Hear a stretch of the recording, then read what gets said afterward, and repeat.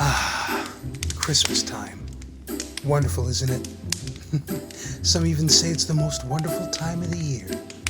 It's a time for family, a time for giving, and a time to give your family some badass fruitcake. Oh, that's some good fruitcake. The texture is beautiful and the flavor is just mwah! And with this recipe, you'll have plenty to give to your friends and family. Now, you might think that, like Santa Claus, good fruitcake is just a myth. Well, it doesn't matter what you think, because Santa is real and Fruitcakes is about to show you how to make the most delicious and well-balanced fruitcake that you will ever eat. So grab yourself some hot cocoa and let's get down to business. If you smell what Fruitcake is cooking.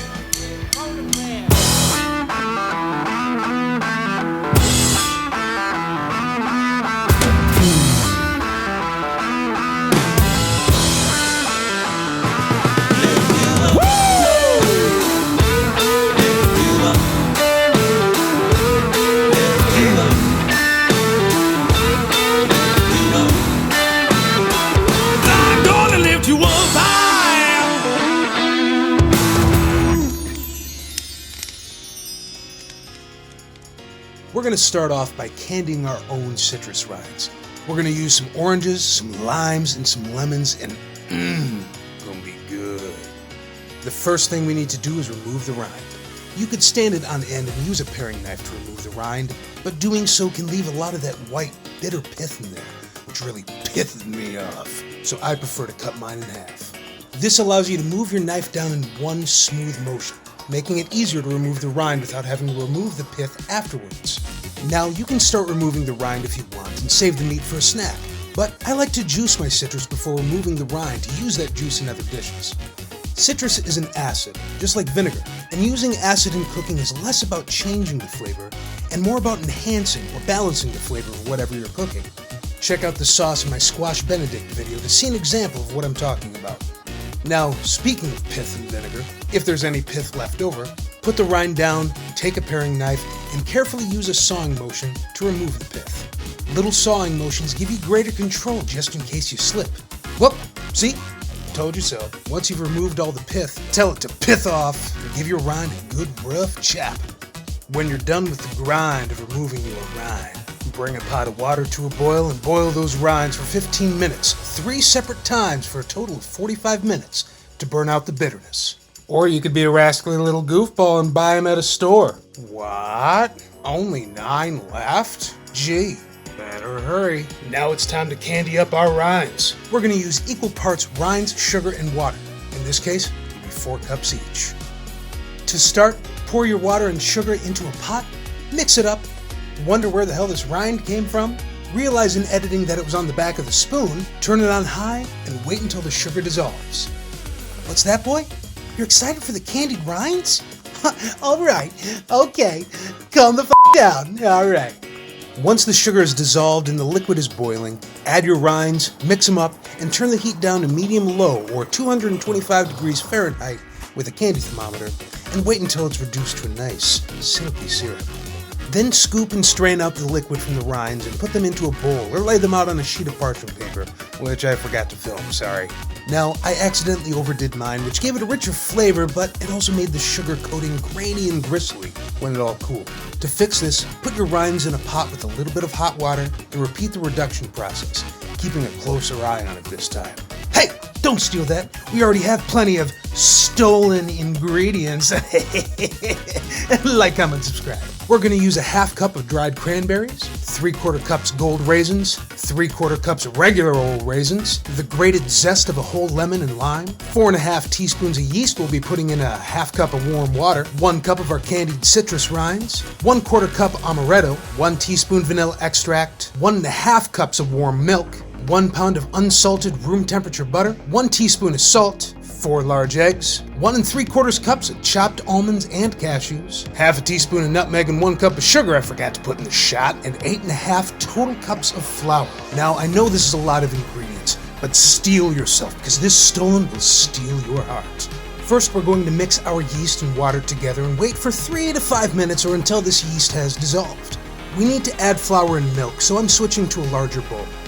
We're going to add 1 cup of flour.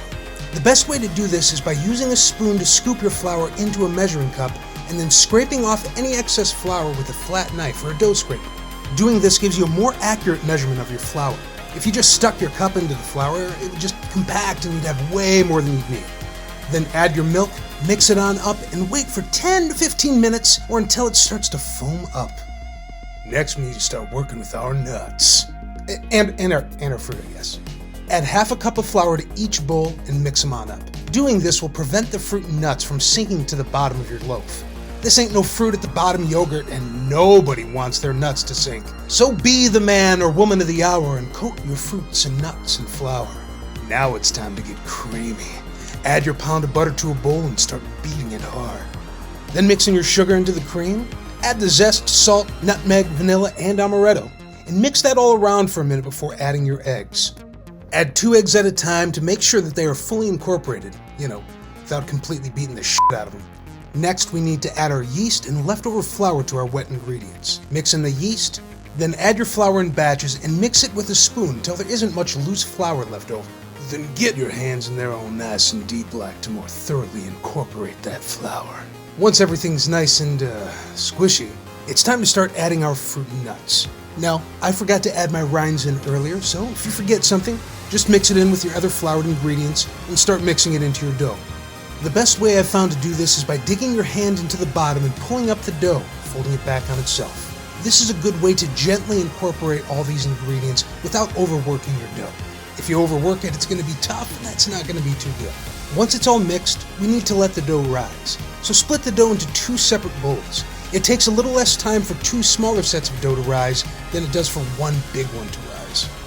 Finally, cover them with plastic wrap and place them in a warm spot for about 2 hours or until they nearly double in size. At this time, you can just relax and enjoy some of those stolen moments. Once the dough is doubled, add plenty of flour to your work surface, as well as your hands, and plop a handful of dough onto your surface. Then gently press it on out into a disc at about 3/4 of an inch thick. Brush the top then with some melted butter, and then you just roll it into a log. Make sure to tuck in those cute little butt ends, then brush those bad boys with a bit more butter. Place them on a parchment-lined baking sheet and pop them in the oven at 350 degrees for 35 to 40 minutes, or until the tops turn a nice golden brown. Let them cool on a cooling rack for 10 to 15 minutes, then finish them off with some powdered sugar. Oh, these are looking so good. I'd love to cut into them right now, but we gotta set them aside because it's time to start making our fruitcakes. We'll be using 3 cups of brown sugar, 3/4 cups each of chopped pistachios, pecans, and almonds, 1 cup of our homemade candied rinds, 4.5 cups of flour, 1.5 cups of unsalted room temperature butter, 1/3 cup of brandy, 1/2 cup of amaretto, we'll probably be using more, 1.5 tablespoons of cinnamon, 4 teaspoons of ginger, 2 teaspoons of cloves, 1.5 teaspoons of kosher salt, another 1.5 teaspoons of baking powder, 6 tablespoons of molasses, 6 large eggs, and 8.75 cups of dried fruit. If you want to see my exact blend of fruit, go over to my website, whatfaroukiscooking.com. Now the first thing we need to do is soften up our fruit. Pour your amaretto into your fruit bowl and mix it around. Just put a little bit more booze, that's fine. Then give it a mix and pop it in the microwave for 90-second increments, or until these little tough boys start to soften on up.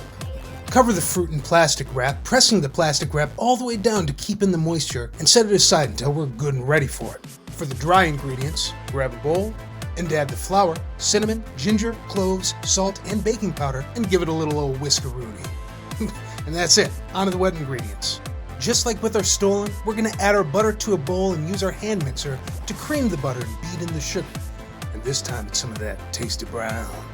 Once the sugar is mixed, it's time to beat in your eggs. Again, 2 at a time. And then finally, mix in your molasses. And hey, we're almost done. All we need to do now is start assembling our parts. Drop your dry ingredients into that dream of cream and start mixing them together. Then add your brandy and your nuts. And don't forget those candied citrus rinds. Stir it around a bit, then finish it off by mixing in your softened fruit. Now I'm going to split this dough up into 2 separate batches. This is not a necessity, but we have a lot of ingredients in our bowl that aren't fully mixed yet. Splitting up the dough makes it a little easier for me to incorporate all of our ingredients instead of just having them all around, willy-nilly. But now that it's mixed, we don't have to wait. We can start baking these now. Lay out some small loaf pans onto a foil-lined baking sheet and spray the insides of those pans with some cooking oil. Make sure to get the sides. And then add some strips of parchment paper at the bottom and spray those with just a little bit more of that cooking oil. The paper doesn't need to be the whole width of the pan. It's just there to help remove the loaf after it's been cooked. Once you've lined your pans with some long lengths to leverage your loaves, it's time to liberally laden our laudable dough into those pans. Fill the pans up to about 3/4 of the way, fill out any gaps you might have left in the corners, and smooth it on out. Once they're done, put them in a 325-degree oven for 40 to 60 minutes, or until you can poke it with a toothpick without, goop coming out on it. Now this next part is optional, but we're going to soak some cheesecloth and some amaretto to wrap the fruitcake in. Excuse me. In which to wrap the fruitcake. Literally just put the cloth in a bowl and add a bunch of booze. This is just a traditional method of storing the bread, which keeps it moist and adds an extra touch of flavor. It's especially good though if you're going to be sending this off to friends or family. Again, this step isn't necessary. But what is necessary is finishing off these beautiful cakes by brushing on one final blast of our sweet, nutty amaretto. And the final thing to wrap things up is to wrap up our fruitcake. Just lay down your cheesecloth, lay down the fruitcake, and roll it on up. Well, there we have it. We made our own candied fruit rinds whose acidity brought a brightness and balance to our breads, especially our fruitcake. It has such an incredible balance of texture and flavor, and this recipe really brings out the natural flavors of the ingredients. And we made my late grandfather's Stollen recipe.